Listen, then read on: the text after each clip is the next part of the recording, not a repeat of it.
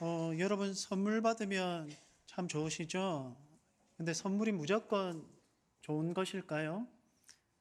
받고 나면 참 좋은데 시간이 지나면 이 선물이 때로는 비극이 될 때도 있습니다.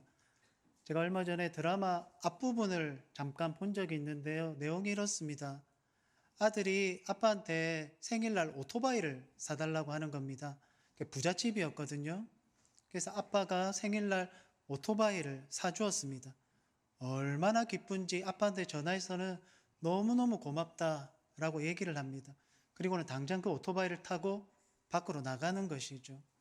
밖으로 나가서 오토바이를 신나게 타는데 사고가 납니다. 승용차랑 부딪히게 됐거든요. 부딪히자 말자 즉사한 것은 아닌데 그 오토바이를 친 승용차 주인이 밖에 나와서는 그 아이를 막 보고 부들부들 떨다가 그 자리를 그냥 도망쳐 버립니다. 뺑소니를 당한 것이죠. 결국에는 그 아들이 죽거든요. 여러분, 방금 전까지만 해도 선물 받아가지고 좋다라고 생각했는데 그 선물이 시간이 지나면서 비극으로 다가왔다라는 것이죠. 여러분, 한 달 전에 8월 28일이 제 생일이었습니다. 생일날 아침에 거의 한 15년 넘게, 한 20년 전쯤에 저를 가르쳐 주신 교수님이 뜬금없이 저한테 이디야 커피 쿠폰을 하나 보내주셨습니다. 15년이 넘어서 갑자기 주셨거든요. 근데 어떤 집회나 이럴 때 한 두세 번 뵌 적은 있어요. 근데 갑자기 카톡에 커피 쿠폰을 보내주셨더라고요. 참 감사하다. 그래도 기억해 주셔서 참 고맙다라고 생각했는데 보니 3일 뒤에 교수님 생신이었습니다. 아내가 미리 얘기를 해 주었고 카톡에 3일 뒤에 교수님 생일이라는 것을 제가 알고 나서 여러분 제가 어떻게 커피 한 잔 보내드릴 수 있겠습니까? 거기에 한 잔 더 덧붙여서 이디야 커피 아니고 스타벅스 커피로 한 3배 정도 돈을 더 들여서 보내드리고는 사모님과 커피 한 잔 하시고 좋은 시간 보내십시오. 그렇게 얘기를 드렸거든요. 좋은 선물이었습니까? 저한테? 평가는 여러분들에게 맡겨드리겠습니다. 하나님 아버지께서 약속하셨죠. 사람들에게, 성도들에게 좋은 선물을 주겠다 약속하셨거든요.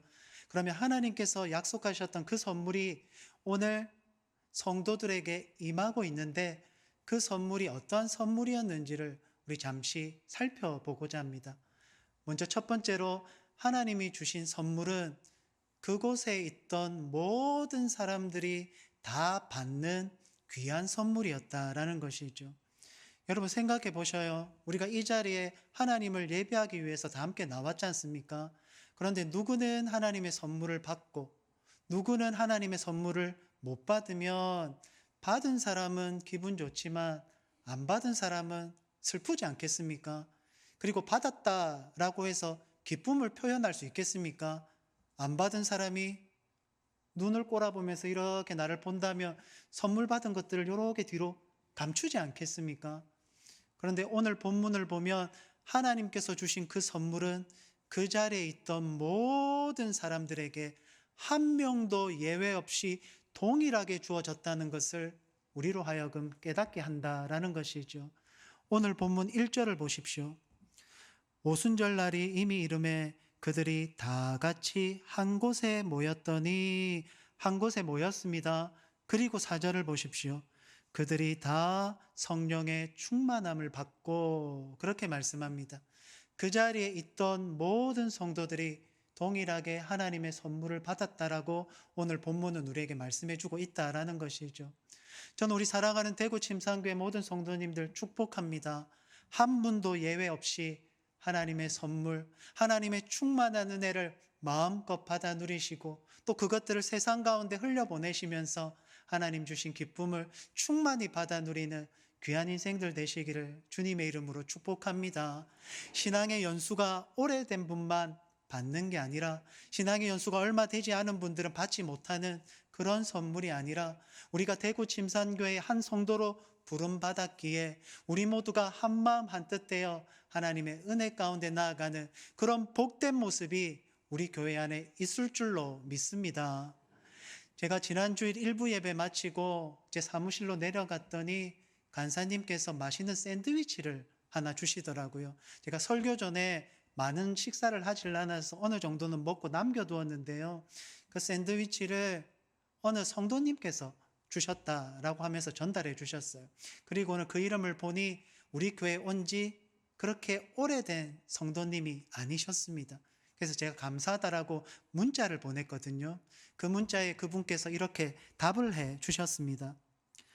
늘 귀한 말씀으로 아침을 시작합니다. 저도 이 교회 온 지가 반년밖에 안 돼 적응 중. 목사님 파이팅. 낯섦이 익숙함이 되고 다름이 언젠간 같음이 되겠지요. 감사톡에 감동 중. 이렇게 보내셨더라고요. 오랜 신앙생활을 했든 그렇지 않든 저는 우리 모든 성도님들이 하나님의 은혜 가운데 하나님의 선물을 다 받으셨으면 좋겠습니다. 누구는 받아서 좋아하는데 누구는 받지 못해 슬퍼하는 그런 모습이 아니라 하나님의 그 크신 은혜 가운데 우리의 모습은 비록 다르지만 하나님의 은혜 가운데 같은 모습으로 같은 곳을 향해 전진할 때 우리 교회가 성령의 충만한 은혜가 넘치는 복된 교회가 될 줄로 믿습니다. 여러분, 그런데 우리가 한자리에 앉아 있다고 해서 하나님께서 모두에게 이 선물을 주실까요? 여러분, 그렇지 않습니다. 오늘 본문 1절을 다시 보시면 다 같이 한 곳에 모였더니 그렇게 얘기하는데요. 여기서 같이라는 헬라어 말은 호모디마돈이라는 단어인데 그 단어를 해석해 보면 이 단어의 뜻은 한 마음을 품고라는 뜻입니다. 그러니까 한 곳에 모였다는 것을 강조하는 것이 아니라 한 마음을 품고 모였다라는 것을 오늘 본문은 강조하고 있다라는 것이죠. 여러분, 우리가 이 자리에 모였습니다. 그런데 어떠한 마음으로 모였죠? 주님이 주시는 마음으로 모이지 않았습니까? 주님이 주시는 겸손한 마음으로 우리가 모이지 않았습니까? 오늘 본문의 성도들은 오순절날 성령을 겸손한 모습으로 기다렸더니 하나님께서는 예루살렘에 있던 수많은 사람들에게 선물을 주신 것이 아니라 아주 지극히 작은 예루살렘의 한 다락방에 있던 그 사람들에게 선물을 주셨다는 것, 우리가 잊지 말아야 된다라는 것이죠. 여러분, 오순절이 되면요, 예루살렘에 수많은 사람들이 모입니다. 요세푸스에 의하면 200만 명이 넘는 사람들이 모였을 거다, 그렇게 얘기해요. 여러분, 지금 대구의 인구가 몇 명입니까? 200만 명 조금 넘거든요. 그러니까 그 정도의 인구가 예루살렘 안에 모였다는 겁니다. 하나님 전에, 성전에 하나님께 예배하기 위해서.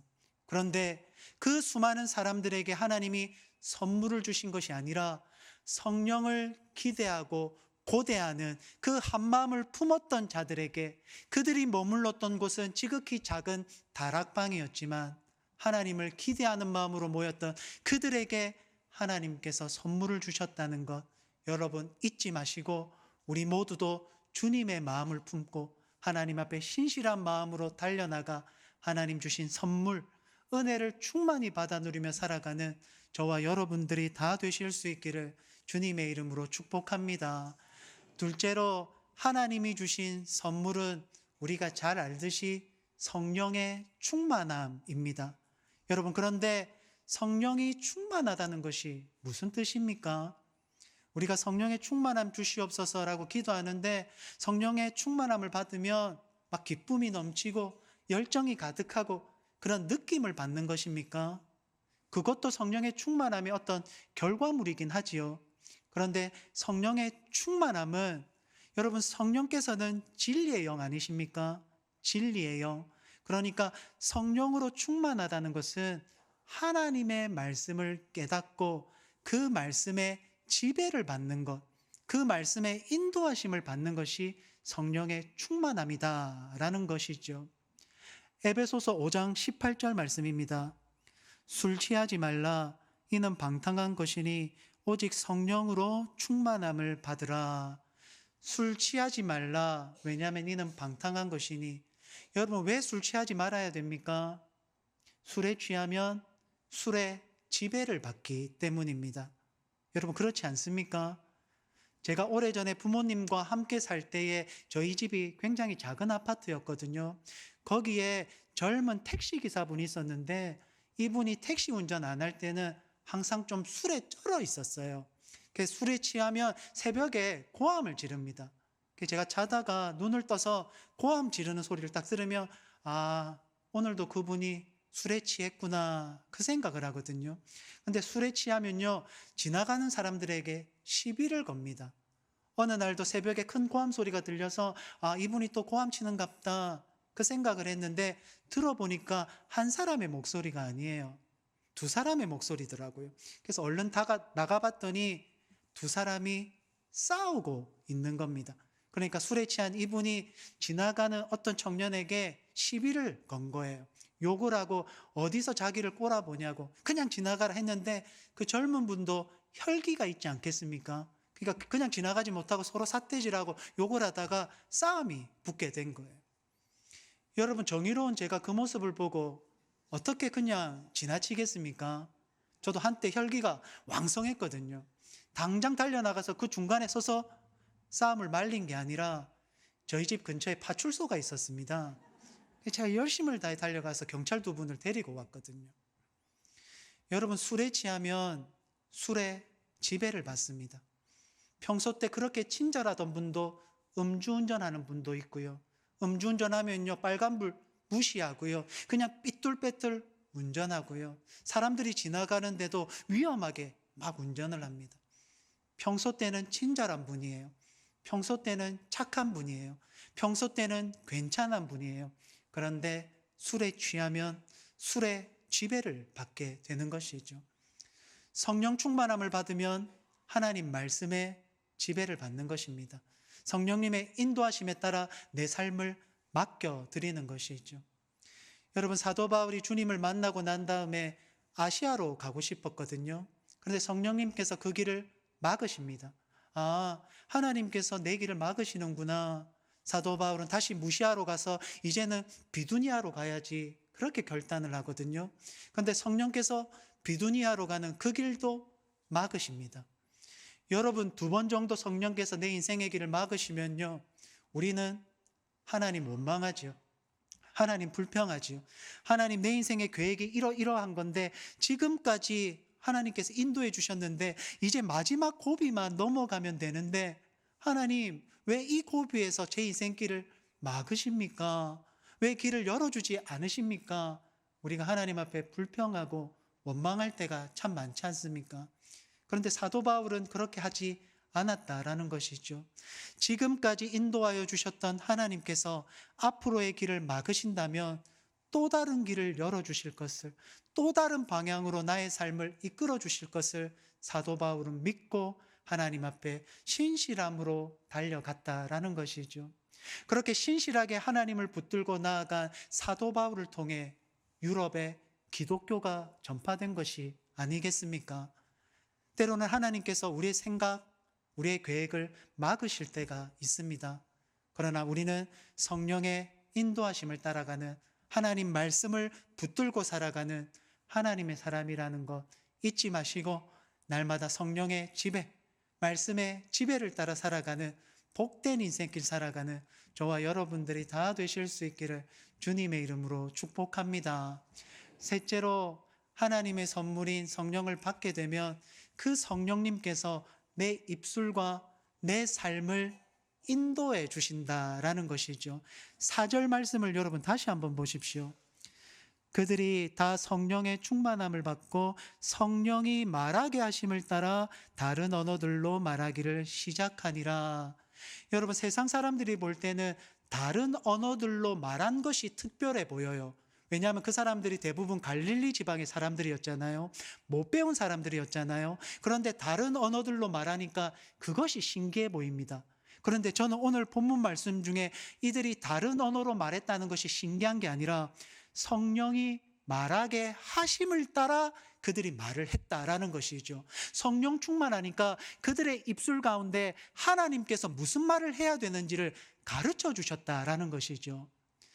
여러분, 우리가 성령 충만하면 남에게 상처 주는 말을 할 수 있겠습니까? 남에게 돌을 던지는 말을 할 수 있겠습니까? 우리가 성령 충만하며 다른 사람들을 세워주고 격려하고 위로하고 용기를 주는 말을 하나님께서는 우리의 입술 가운데 허락해 주시지 않겠습니까? 여러분, 여호수아가 이스라엘 백성들을 데리고 여리고성 앞에 섰습니다. 근데 하나님께서 뭐라고 말씀하셨죠? 6일 동안은 하루에 한 바퀴씩 돌고 마지막 7째 날에는 7바퀴를 돌아서 총 13바퀴를 돌아라, 그렇게 말씀하셨어요.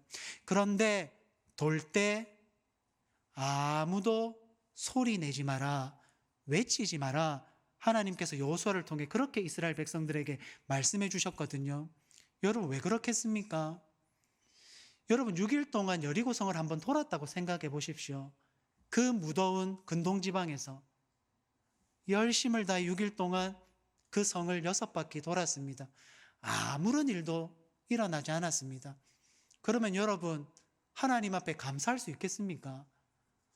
저 같으면 6일 동안 여리고성 한 바퀴씩 돌아서 딱 멈췄을 때 나 이제 못하겠다, 이게 뭐고, 난 지금까지 어떤 성을 6바퀴 돌고 나서 그 성 무너졌다는 얘기를 한 번도 들어본 적이 없다, 이게 어떻게 여리고성을 무너뜨릴 수 있는 방법이 되겠냐고.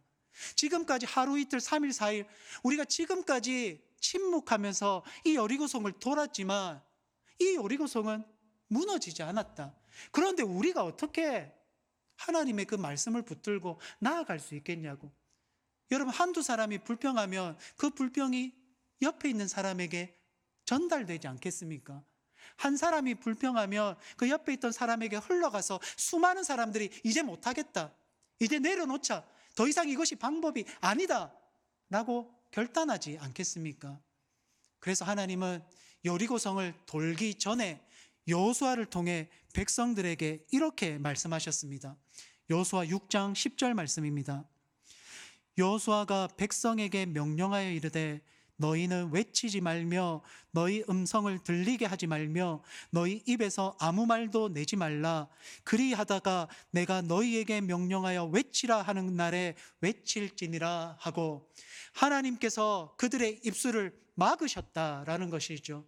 때로는 하나님께서 우리의 입술을 막으실 때가 있습니다. 때로는 옳은 말 하고 싶지요. 때로는 잘못한 사람 바라보며 꾸중하고 싶기도 하지요. 그러나 때로는 하나님께서 우리의 입술을 막으실 때가 있다라는 것이죠. 그 입술의 말 때문에 누군가가 상처를 받고 실족하고 어려움을 당하게 될 때 때로는 하나님께서 그 말을 침묵하도록 우리를 이끌어 주실 때가 있다라는 것이죠. 이스라엘 백성에게 하나님께서 외치지 말라, 침묵하라 말씀하셨습니다. 그리고 마지막 그날에 내가 외칠지니라 라고 선포하면 그때 비로소 너희들이 외쳐라, 그렇게 말씀했거든요. 그리고 7째 바퀴를 다 돌고 난 다음에 여호수아가 백성들에게 말합니다. 이제 외쳐라, 하나님께서 이 성을 우리에게 주셨다. 그리고는 백성들이 소리를 쳐 외칩니다. 그리고 제사장들은 나팔을 불거든요. 그리고 그 나팔 소리가 백성들의 귀에 들리자 백성들은 더 큰 소리로 하나님 앞에 소리치게 됩니다. 와 하고 소리치자 성벽이 무너져 내린지라 라고 성경은 우리에게 말씀해 주고 있다라는 것이죠. 사랑하는 여러분, 하나님께서 침묵하라고 하시면 그때는 멈추어야 하는 것입니다. 그때는 스톱 해야 되는 것입니다. 그러나 하나님께서 아무리 우리가 가야 될 길이 아골골짝이라고 할지라도 그 길로 하나님께서 가라고 하시면, 거기 가서 하나님의 말씀을 선포하라고 하시면 그때는 우리가 두렵고 떨리는 마음이 있더라 할지라도 용기를 가지고 하나님 앞에 소리 외쳐 부르짖어야 한다라는 것이죠. 사랑하는 여러분, 성령 충만하십니까? 성령이 충만하면 성령께서 우리의 입술을 통해 역사하십니다. 그분만을 신실하게 붙들고 나아가 하나님께서 주신 말씀을 세상 가운데 널리 전파하여 우리가 전하는 이 복음이 교회 담을 넘어 세상 가운데 흘러가는 복된 은혜를 충만히 받아 누리는 저와 여러분들이 다 되실 수 있기를 주님의 이름으로 축복합니다. 마지막 4번째로, 하나님께서 우리에게 주신 선물이 세상 사람들이 볼 때는 별로 대단한 것처럼 보이지 않을 때가 있다라는 것이죠. 여러분, 성령 충만함을 하나님께서 성도들에게 허락하셨습니다. 그런데 세상 사람들이 어떻게 평가합니까? 때로는 그 모습을 보고 놀라기도 하지만 어떤 사람은 조롱하고 이들이 세술에 취했다, 그렇게 판단합니다. 오늘 본문 13절을 한번 보십시오. 또 어떤 이들은 조롱하여 이르되 그들이 세술에 취하였다 하더라. 여러분, 성령 충만함이 믿는 우리들에게는 참 행복한 일이잖아요. 참 값진 일이잖아요. 그런데 성령 충만한 우리들을 보고 세상 사람들은 별로 대단한 것처럼 여기지 않을 수 있습니다. 세상 사람들에게 다가가서 나 성령 충만함 받았어, 나 하나님의 은혜 진짜 많이 받았어 라고 고백해도 세상 사람들은 그게 뭐 대단하다고, 별로 대단해 보이지 않는데, 성령 충만하다고 해서 너의 삶이 뭐 크게 변화된 게 있어? 돈 많이 벌어? 세상 사람들은 그렇게 얘기할 수 있어요. 그러나 하나님께로부터 받은 것이 가장 좋은 것임을 아는 사람은 그 성령의 선물을 다른 이들에게 흘려보내는 복된 통로가 될 수 있다라는 것이죠. 여러분, 제가 제 생일날 3,000원짜리 이디야 쿠폰 교수님에게 받았다고 했어요. 여러분 볼 때 어떻습니까? 별로 대수롭지 않은 것처럼 보이지 않습니까? 3,000원짜리 쿠폰 목사님 제가 드리겠습니다, 뭐 이런 분도 있지 않겠습니까? 저한테는 참 귀했어요. 20년 조금 안 된 세월 동안 그래도 제자를 기억해 주시고 생일날 딱 뜨니까 그래서 커피 쿠폰 보내주신 그 교수님의 마음이 저는 너무나도 귀했거든요. 그래서 교수님에게 그렇게 보냈습니다. 제가 7월에 대구로 이렇게 오게 되었습니다. 그 목사님이 대구에 계시거든요. 제가 기회가 되면 목사님, 찬양 사역자 분이신데 제가 다음에 꼭 시간이 되면 한번 모시겠습니다, 그렇게 답을 했더니 대구에 왔다고? 꼭 다음에 시간 되면 꼭 우리 한번 보자, 그렇게 말씀을 하셨거든요. 3,000원짜리 쿠폰, 다른 사람이 보기에는 아무것도 아닌 것처럼 보이지만 저한테는 지난날의 시간들을 다시 떠올리고 또 가르쳐 주신 부분들을 다시 기억하는 소중한 선물이 되었다라는 것이죠. 제가 교육전도사 시절 때 다른 교회로 탐방을 간 적이 있습니다. 제가 섬겼던 교회는 한 주 교육전도사님들한테 휴가를 주거든요. 그 휴가를 주면 다른 교회를 탐방하게 됩니다. 탐방하는데 그날 어떤 청년이 간증하는 내용을 제가 들었는데요. 이 청년이 우간다로 선교를 갔습니다. 선교를 가고 거기서 르완다에서 온 로즈라는 어떤 여인을 만나게 되었는데, 그 여인이 자기가 왔던 그 르완다가 지옥이라는 거예요. 그 르완다 생각만 해도 치가 떨린다는 거예요. 그러면서 그 여자분의 사정을 듣게 되었는데 내용이 이렇습니다. 르완다에 내전이 있었는데 내전 때문에 힘들게 지내다가 어느 날 자기 집에 반군이 쳐들어왔다는 거예요. 반군이 쳐들어와가지고는 아버지를 나무에 매달고 로즈와 그의 어머니를 겁탈했다는 거예요. 그리고는 그 아버지를 죽창으로 찔러 죽였습니다. 그리고 다시 돌아갔거든요. 그런데 그 다음날 다시 이 반군 3명이 다시 로즈를 찾아와서 로즈를 겁탈하고 로즈에게 7명의 자녀가 있었거든요. 그 자녀를 다 죽여버렸습니다. 그리고는 이 로즈가 우간다로 건너온 거거든요. 여러분, 영화 같은 일이 아닙니까? 이렇게 힘든 일을 우리가 살면서 겪을 수 있겠습니까? 그러니까 자기 인생은 이제 소망이 없다고, 비전이 없다고, 꿈이 없다고, 나는 정말 쓸모없는 인생이라고, 르완다 생각만 해도 치가 떨린다, 그렇게 얘기를 했다는 거예요. 그 얘기를 들은 이 청년이 아무 말도 할 수 없어서 그저 그 여인 앞에 제가 당신을 위해 기도하겠습니다, 그렇게 얘기를 하고는 다시 숙소로 돌아왔대요. 숙소로 돌아왔는데 하나님께서 주시는 마음, 계속 이 심령이 찔립니다. 내가 기도하겠다라고 얘기했는데 기도 안 하면 하나님께 불순종하는 것 같아서 그날 밤 눈물로써 이 여인을 위해 기도했다라고 합니다. 그리고 그 다음날 아침이 되어서 하나님께서 주신 그 마음을 가지고 다시 이 로즈를 찾아갑니다. 그리고 로즈에게 이렇게 얘기를 합니다. 별 대단한 얘기가 아닙니다. 하나님은 사랑이십니다. 당신이 아무리 힘들고 어려워도 예수님만이 당신의 소망이십니다. 당신이 아무리 힘들고 어려워도 하나님은 여전히 당신을 사랑하시고 예수님은 당신의 소망이 되시니 이 힘들고 어려운 일들을 잘 극복했으면 좋겠습니다. 그렇게 말을 전했대요. 여러분, 옆에 있는 사람들이 이 위로의 말을 들으면 대단하다라고 생각하겠습니까? 엄청난 일을 겪은 여인 아닙니까? 그런데 그 말이 큰 용기, 위로, 격려가 되겠습니까? 청년, 오지랖 부리지 말라고. 오히려 힘들고 어려운 그 여인 그냥 내버려 두라고. 혼자 그 슬픔 이기게 그냥 내버려 두라고. 여러분, 그렇게 말하지 않겠습니까?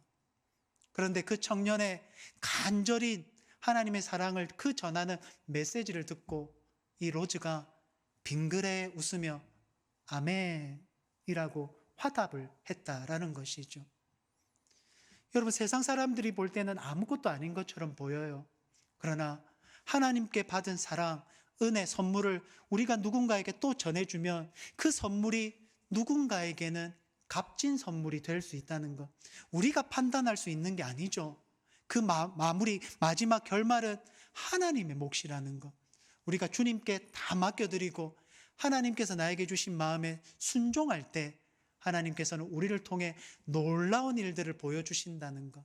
그 믿음을 가지고 날마다 승리하며 달려가는 저와 여러분들이 되실 수 있기를 주님의 이름으로 축복합니다. 사랑하는 여러분, 오늘 이 시간 우리가 한 마음으로 주님 앞에 모였습니다. 이곳이 우리에게는 예루살렘의 한 다락방이 되어 하나님께서 주시는 성령의 충만함을 가지고 이 땅 가운데 하나님의 나라, 하나님의 영광을 충만히 드러내며 하나님 기쁨 되시는 대구 침산교회로 나아가는 저와 여러분들 다 되실 수 있기를 주님의 이름으로 축복합니다. 기도하겠습니다.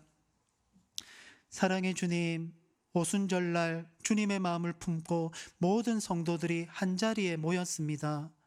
그곳에 모인 그들 모두가 다 한 명도 예외 없이 성령의 충만함을 받게 되었습니다. 오늘 이 시간 우리 모든 성도들도 주님의 마음을 품고 이곳에 와서 예배하고 있사오니 우리 모두에게 성령의 충만함을 선물로 주시옵소서. 성령의 충만함을 받아 성령의 지배를 받는 진리의 영이신 성령의 충만함으로 말씀의 지배를 받는 삶이 될 수 있도록 역사하여 주시옵소서.